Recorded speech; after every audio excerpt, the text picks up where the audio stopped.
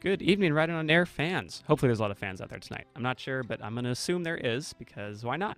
Well, this show is going to be a really interesting show tonight. And before we get started, let's go ahead and do our underwriting. So, Natalie, let's troubleshoot your mic first because I heard they were mislabeled. Okay, that's not it. Let's try this one. Nope. All right, let's try this one. Nope. Let's try this one. Hello. That is the correct one. Hello, everyone. Man, every single wrong one that I could pick, I picked. All right, well, go ahead for us. Writing on Air is made possible by the generous contributions of KZFR supporters and by the Apothecary Options, a compounding pharmacy specializing in bioidentical hormone replacement for women and testosterone replacement for men.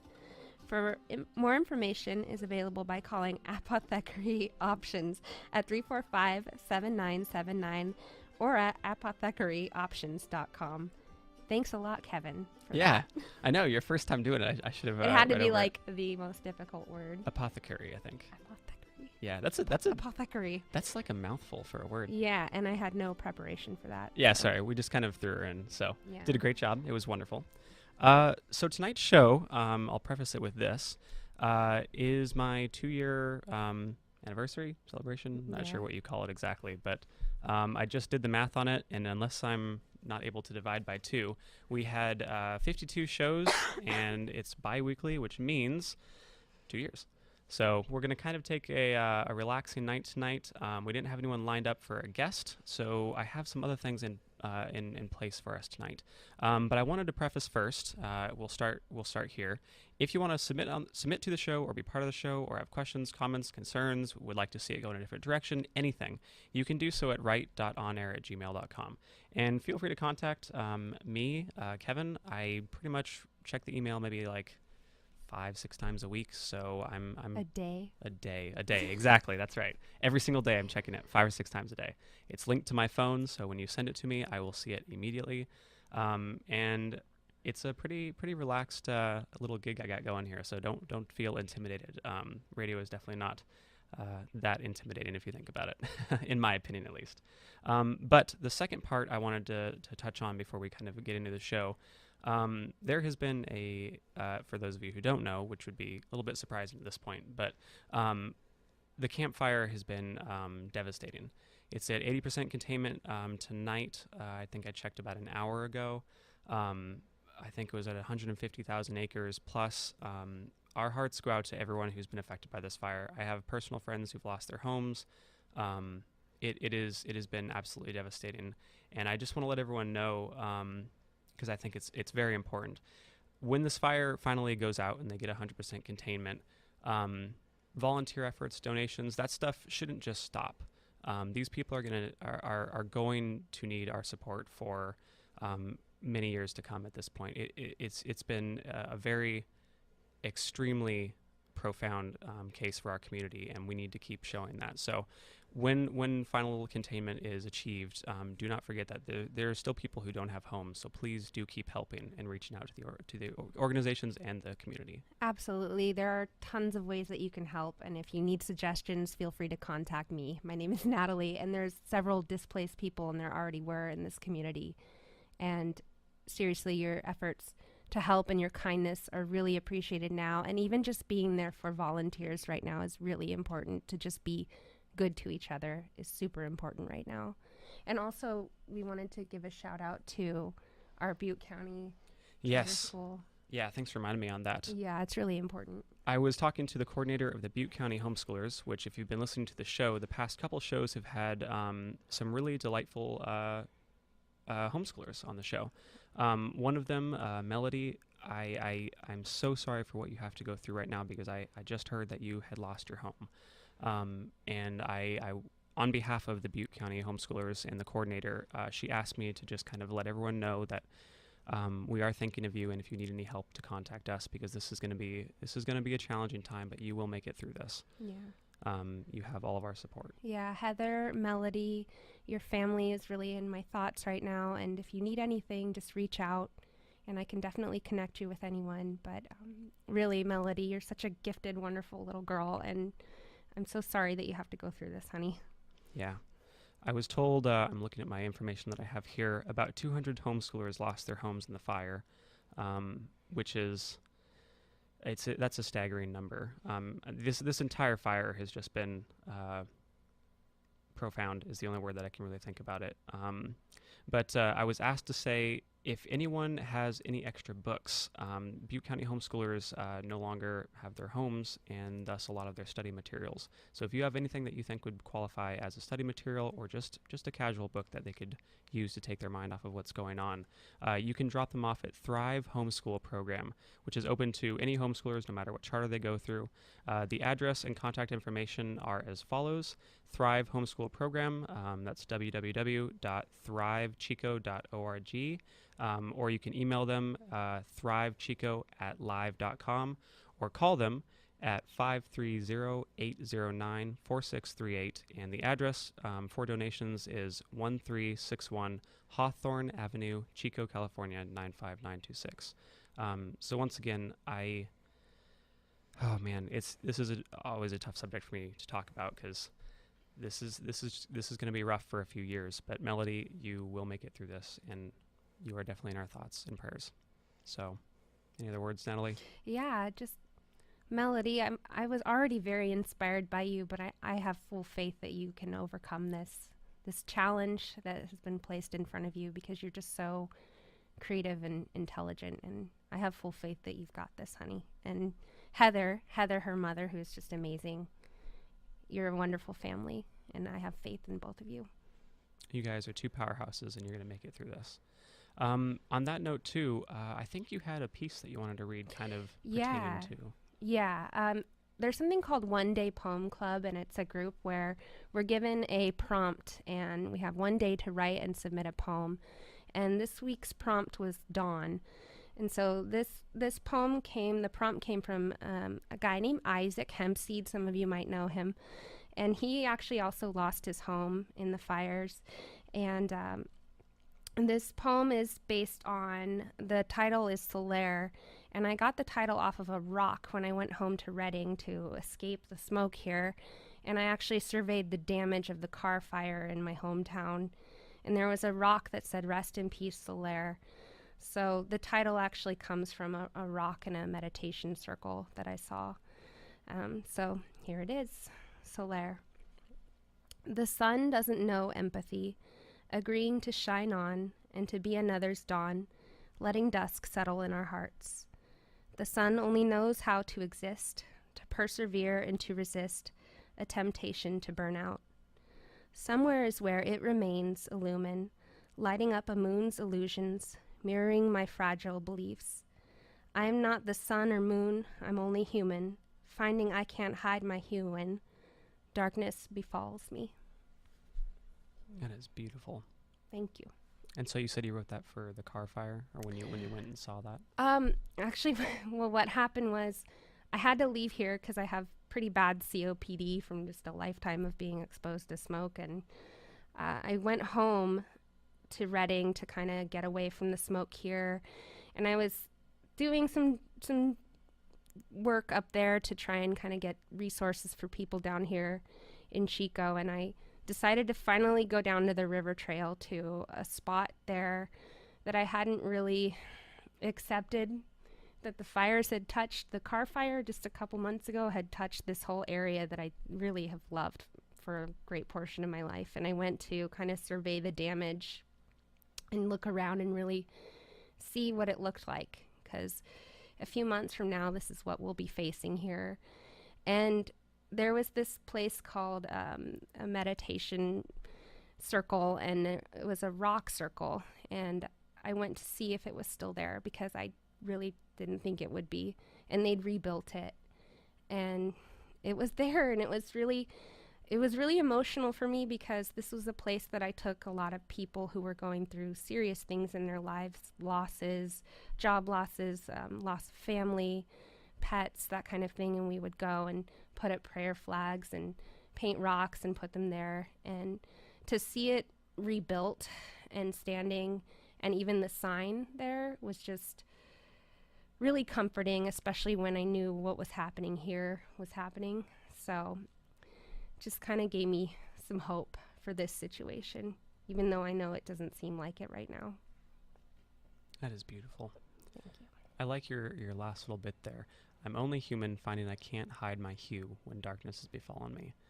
Um, I volunteered yesterday at the Salvation Army across town, which, by the way, if you're looking to donate, you can do so at 1100 Marauder Street, I believe is the address. Used goods only, unless they've changed that, but as far as I know, that they're still doing that. And I ran into a lot of evacuees who told me some pretty intense stories, which I'm sure at this point everyone has kind of the same. I don't know. They're all going to be rough to hear, I think, but I think it's important to know too, for anyone who is an evacuee, you don't have to be strong through this. There are going to be times where this is going to be tough. It is tough, and I just want to reinforce that the entire community, KZFR included, is behind you guys, and we do support you, and we will overcome this. It'll take some time, and it will take a lot of effort from everyone, but this will be something that we look back on, and it won't be in our present anymore. It's the best way I can put that. Well, we'll be stronger for it. Yes. That's what I would say. Yeah. Well, that aside, did you have anything else you wanted to say on this? Just hang in there. That's what I basically have been saying to people. I myself, I've lived through a pretty hairy natural disaster when I was little. Not on this level. I don't really know. But I do have something to say to my uncle who lost his home, and to my brother's girlfriend who was working at Feather River. I love you both very much, and hang in there, and I'm there for you. And also, it's almost Thanksgiving, and I think it's a really good time for us all to just kind of hold on to each other and really appreciate what we have left, I suppose. That is well said. Oh man. Well, on that sober note, we'll turn the airwaves back to the show, I guess, and we'll kind of dive in. So at the beginning of the show. Oh wait. Oh yes. Thank you, first responders and firemen. Yes. Yeah. Oh man, my dad is gonna be so upset. His dad's a fireman. I know, and I forgot. Yes, thank you to everyone who has been helping out, because this has been an effort, a huge effort on everyone's part. But I don't want to say none more so, but especially so for those who have been actually out on the front lines, combating all of this and trying to save as many homes as possible from here on out. So thank you to everyone who's been involved in a helpful way around this event that's been happening. Yeah. And volunteers. And volunteers too. And please keep volunteering, because this is going to be something that is going to be a community effort that is needed for a long time to come, I think. Mm-hmm. Okay, so are we good on that note? Moving on. Perfect. So at the start of the show, I said that this was my 2-year anniversary. And it kind of worked out that we didn't have anyone lined up for it. And at first I was like, oh no. And then I kind of thought about it and I went, actually, I'm kind of okay with this for a few reasons. One, I kind of wanted to take a moment for myself and reflect, because this show has been a big part of my life. Obviously, for every 2 weeks I've had this show for the past 2 years. And I wanted to say thank you, KZFR, for giving me this opportunity to do this, because this has taught me more life experience, has given me more life experience than I could ever have even possibly imagined when I first moved up here for school. And I also wanted to say thanks to my friend Lillie, and really a lot of my friends, Lillie and Anastasia. There's at least like 4 or 5 more, who, when this show wasn't doing so well and we didn't have people lined up and didn't have amazing kids coming on here to talk. What? Yeah, what? There was that a time. never happened. There was a long drought one time long ago. You guys kept the show going, and I really appreciate all the support from, I guess, the community, aka my friends, in a lot of ways, for keeping this going. So I wanted to read a few pieces from Lillie, some of her more recent stuff, because she hasn't been on here in a while. I would say unfortunately, but fortunately, we've had a lot of people on the show, so she just hasn't had a chance to submit. So I figured this would be a good show to kind of pay back and say thanks, and maybe talk about how the show began and some history and whatnot. So it's going to be a pretty laid back night tonight. Yeah, I don't know. So I see you opened up to one piece in particular. Yeah. I chose this one because it was the one I spent the most time with, kind of like dissecting a bit. And all right. So we'll start with that. Yeah. You want to read it or me? I'll read it. Okay, perfect. It's called To Cherish. Cherish me. Cherish my tenderness. In a cold, lonely world. In our empty sojourning. I'm a rare find. I tell you. I'm a drink of water. the warmth of the sun, when all you've felt is icy heart of the snow, the empty love of rocks clattering together, a place without kindness. I will take what you are, all that you can bring, and I will plant it, bury it deep in the best soils of my heart, so that its roots become strong, so that you are fulfilled and loved and warm. But I tell you, I warn you now, cherish me. For my gentleness is not to be taken lightly. For I am the kiss of the wind, the caress of a breeze, and I will protect you with the wrath of a typhoon. But I am also constantly on the move. Cherish me, lest I drift to somewhere, into the great beyond, a place where I am kept warm and safe, a place where I can be cherished too. And the end of that says inspired by Jacob, which has a little bit more of a backstory, but I'm not going to get too much into it. We'll just focus on the poem for tonight. But what do you have on this? Well, the first thing that really called out to me was the beginning, cherish me. It reminds me of a poem that I once really loved by Christina Rossetti, and that begins, remember me. And I really just loved that we're just kind of told immediately how we're supposed to feel about a situation. And I love that we're told this really important thing, and then we're told this sort of like list of reasons why. Not just to do something, not just an action, but also the reasons why to support that emotion. I like, obviously how explicit that is. This is what I need to have done to me in order for you to love me, is what this piece tells me. Mm-hmm. I will do this to you. When I first read this a long time ago, I forget when she wrote this exactly. I probably should have wrote the dates on there.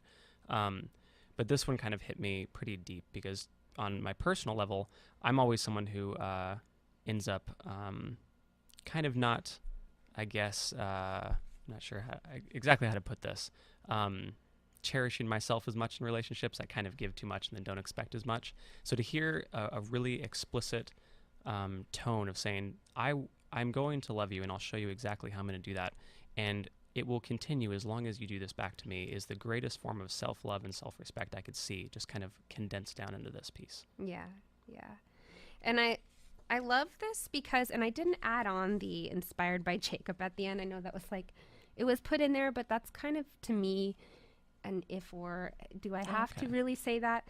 But when I was reading it, I kind of got this feeling like, is this really a person I'm talking about here? As I'm reading this, does this have to be a person that I have to cherish, or could it be an emotion or a time in life? Could it be something like youth is passing?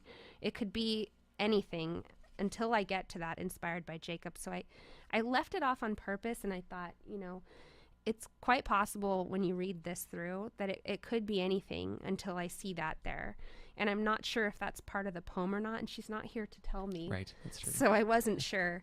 But that's what I really love about this poem, though, is we're told I'm a drink of water, the warmth of the sun, which really opens up this idea. It's not just this one thing. It could be several things. It could be a lot of different kinds of things that you love or could cherish, something like an experience or youth or a job even, or your best friend. It could be anything like that that's fleeting and you need to hold on and grasp to and appreciate. One of my favorite authors, who unfortunately passed away this year, but Ursula K. Le Guin, I always go back to her because she's just my favorite. Yeah, you do. I do. Natalie knows me well. She said that love has to be remade. It doesn't just sit there like a stone. And I'm paraphrasing. This isn't exactly word for word, but love doesn't just sit there like a stone. It has to be remade again and again like bread daily. And this to me is very in the same vein, because it's saying, if you want this to continue, if you want this to be something that is perpetual like the sun, the warmth of the sun, you have to give it back to me as well. You have to meet me in that place, because if I'm taking you inside of me there's a line in here, says, I will take what you are and all that you can bring, and I will plant it, bury it deep in the best soils of my heart. That to me is, I can't really describe love in a better way than that. I will take you into my most intimate place and I will root you there and let you grow. I love those reiterations of those warnings, though. Like, I tell you, I warn you now, but I tell you. And I just love the dramatic elements of this poem, too, that just, it doesn't seem like overwrought. It's just really beautifully stated in a simple but also very profound way, which I appreciated. Yes, I agree with I that. cherish it. Perfect. Well, what is your next one that you were looking at? I believe it was Reflection. Okay. Let's see. Pretty sure I printed that one up. Yeah, childhood. I wasn't sure the title of this one because it had childhood at one spot and then reflection on another. So I don't know. I'm sorry, Lillie, if I got the title I'm wrong. sorry if I got it wrong because I printed it out. Yeah. Hopefully, I'm pretty sure it's childhood, but Okay. we might come back to it later if she tells me. Yeah. I'm going to let you read this because it's Yeah. longer and I'm running out of air. Yep, no worries. I take up a lot of oxygen in this room, so I understand. This is Childhood by Lillie Alsky. A tan house bound in chain link, windows glassy barricades. Our childhood fruit trees, the ones you could climb, I always fell. Sunshine causing freckles of stars scattered into the nooks and crannies of our skin. The garden, intricate, delicate flowers hailing the sky. I loved the purple roses, thought the white ones were boring. I stepped on their thorns, yanked them from the tender skin. Crimson oozed out, blood, my least favorite colored rose. The house was packaged in a fence, childhood as wide as the yard, as tall as the heavens. I saw them kiss once, in the shadows skirting the hallway. His mustache intermingled, tickled, became a part of her upper lip. Ew, you said. Ew, I said. The glassy windows were magical. They didn't let the sunlight in. It was dark inside the house, a whimsy of silhouettes and secrets, undulating just underneath the demons that were my friends, until you started pulling your hair out. I saw your bald spots. I didn't like them. I was scared of the monsters. My best friends were stuffed animals, and we would all curl up, clutch our heads, cover our ears, until we didn't have to hear them yelling, and when we plugged our noses, even the smell of rotting love could dissipate, and I would melt away into the Amazon, the Sahara, into far away, into the imaginary worlds where I could fly, where the flowers were always purple and violet and pink and blue, and they were never blood red. I would laugh and dance and sing, and I left you alone there. The room juxtaposed the rest of the house. She said it's full of evil, his secrets and sins lathered on the walls, toxic enough to poison the air to poison me. She said, don't go in there, and my hands clutched my pink-striped hula hoop. And I go in and tell him stories and sing to him, and he always listened. Eyes, glassy barricades that were magical. They didn't let the light in. He called me Sugar Plum and told me stories. He said he loved me. She cried, and only you could hug her. A trammeled soul older than a boy, only a boy. And you said it was full of evil. You said don't go in there. You were taller than me, older, and I knew you cried alone at night to the plastic stars glued on the ceiling, and I stopped going in there. I sat alone in my room instead. Violent wisps of angry sound ululate, crashing and banging, everything was breaking. I closed my eyes into a wrinkled face, and I thought about all the places I see on TV. I thought of the worlds and magical powers with love, with happiness. I left you alone again. Now, do I read the last little bit? I don't know. Well, yeah, that's like a dedication. So I would think so. And then I was wondering also what it was for. So I know the background of this, and I know that she will hunt me down and find me if I don't read this part. So Okay, I have to. This says the last little bit here is a little bit removed from the piece, so it's not part of it. And it says, for Bong Pura, always strong, always my savior. Thanks. And that is what she calls her brother. Okay. So that might give a little bit more context. Why does she call him Bong Pura? That I actually don't. I think she might have told me Is once. he No. Okay. He's not. He's actually studying to be a doctor. He's one of the cool. smartest people I've ever met. All right. And he should be submitting to the show soon, actually, too. I've been Cool. bugging him about it. But yes, that's what she calls her brother. I think it's. You know what? I'm not even going to take a stab at it because I'm not sure. But if you've told me once, Lillie, I'm sorry. I forgot. Anyways. One of my favorite words is in this poem. Yeah. Ululate. Yes. Yeah. Okay. So we only have a few minutes left, but I just wanted to say that I really loved the significance of the purple roses to me. I had to look that up and understand if those are specifically bred or if they are something that grows naturally. And I really wish that Lillie was here so I could ask her if she had actually seen those, or if that was something she put in there. It was an artistic choice, because I wondered what the significance was of those purple roses and why they stood out to her. My guess, I mean, if I had to take a stab at it, just because I know she lived like 3 miles from my house in Southern California when this is what she's referring to. I think they stood out to her because we lived in a desert. Ah. Yeah. So well, just, she was saying she didn't like white roses. that's true. Yeah, you are right. I don't. But those are know. like, bred into existence versus ones that grow naturally. So I was like, I wonder what the significance is of that. Yeah, good touch on that. I'm not sure. You have to come visit, Lillie. That way we can actually analyze this more in depth. Yeah.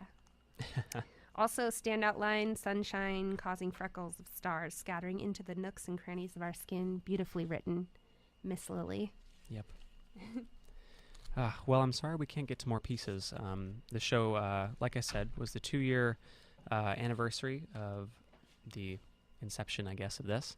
And thank you to everyone who's submitted, who's been part of the show, to all my co-hosts, anyone who's listened. You're welcome. And yeah, thanks, Natalie. This show has been one of the best things that's ever happened to me, and I absolutely love doing this. And like I said, if you want to be part of this show, you can submit at write.onair@gmail.com. And if you have any questions, comments, concerns, you can also contact me there. And I think we have one last piece to read as soon as I find out where I put that paper. There we go. And I'll read this one, Natalie, don't worry. Thank you. Write It On Air is made possible by the generous contributions of KZFR supporters and by Harrison Daily Wright Accountancy Corporation in Chico. Harrison Daily Wright specializing in accounting and bookkeeping services, auditing, tax preparation, planning, and management support services for nonprofit organizations and more. To reach Harrison Daily Wright, call 895-1209. And with that, have a good night, everyone.